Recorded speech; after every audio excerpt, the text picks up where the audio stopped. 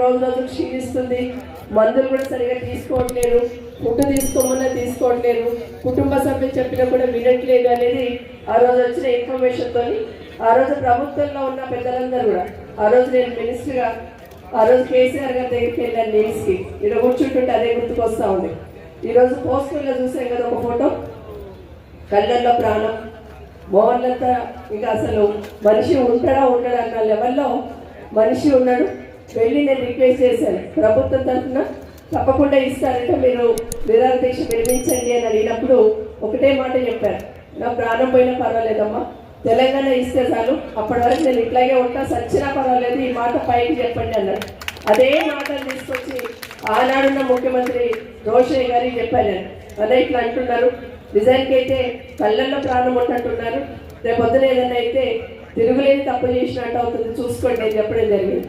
ఆ రోజు December 9th వరకు అంటే 29th స్టార్ట్ చేసి 9th వరకు ప్రాణం పోయినా పర్లేదు, తెలంగాణ వచ్చిన కేసీఆర్ చచ్చుననే నినాదంతో కేసీఆర్ తీసుకున్న దీక్షని, తెలంగాణ చరిత్రని, తెలంగాణ రాష్ట్రాన్ని సాధించిందని మాత్రం ఒకసారి గుర్తు చేస్తా ఉన్నాను.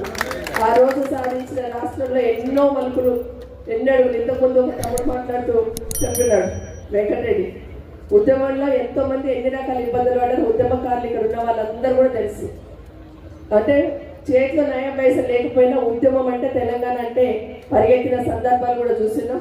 చాలా మంది ఉద్యమకారులు, కేసీఆర్ గారితో పాటు చాలా మంది ఉద్యమకారులు ఆ రోజు తెలంగాణ రాష్ట్రం కోసం తపన పడ్డారు, భాగస్వామ్యమైన. మీకు అందరికీ కూడా ఉద్యమాభివందనాలు, తెలంగాణ వందనాలు. కేసీఆర్ కనిపిస్తూ ఉంటాడు. ఊర్లో పోతే మన హరితహారంలో ఒక్కొక్క చెట్టులో కేసీఆర్ కనిపిస్తాడు, తాగుతున్న మిషన్ పగిలిన నీళ్ళల్లో కేసీఆర్ కనిపిస్తాడు. మనం ఎక్కడ పోయినా మన ఐటీ కంపెనీలు అక్కడ వెళ్తే, హైటెక్ సిటీ సైడ్ వెళ్తే ఎక్కడ చూసిన డెవలప్మెంట్లో కేసీఆర్ కనిపిస్తాడు. దాంట్లో ఎవరన్నా ఆ కాళేశ్వరం కేసీఆర్ కనిపిస్తాడు, పాలమూరు రంగారెడ్డిలో కేసీఆర్ కనిపిస్తాడు.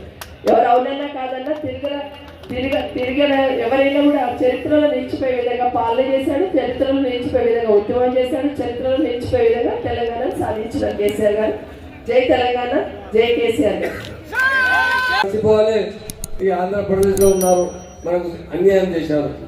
కేసీఆర్ గారు అసెంబ్లీలో ఉన్నప్పుడు ఆయన ట్రాన్స్పోర్ట్ మినిస్టర్ ఉన్నారు, డిప్యూటీ స్పీకర్ ఉన్నారు. ఆ రోజు అసెంబ్లీలో 2002లో ఆయన అసెంబ్లీలో ఒక మాట చెప్పారు, తెలంగాణ మీద అన్యాయం జరగద్దు. ఆ టైం స్పీకర్ గారు ఒక మాట చెప్పారు, చంద్రబాబు నాయుడు चीफ मिनिस्टर हो, केसीआर तेलंगाना के बारे में बात मत करो, तेलंगाना खत्म हो गया, आंध्रा में मिल गया। केसीआर साहब बोले उसी दिन इस्तीफा देकर बाहर निकल कर आए और सोचे, एक नहीं 1000 घंटे लोगों से मीटिंग किए, किस तरह तेलंगाना हासिल कर सकते। इसलिए मेरे बहनों भाइयों, मैं बता रहा हूँ 1969 में भी डॉक्टर चिन्नाडी साहब तेलंगाना मूवमेंट शुरू करे थे। एक दो नहीं, 400 से ज्यादा नौजवान पुलिस की गोलियों में शहीद हुए, मगर तेलंगाना नहीं बना। इसलिए केसीआर साहब ने अमन से तहरीक चलाई, 1-2 साल नहीं 14 साल चलाई। लोग कहे बगैर कांग्रेस के कैसा तेलंगाना बन सकता। 2004 में कांग्रेस के साथ अलायंस किए, हमारे साथ धोखा हुआ, हमें तेलंगाना देते बोले।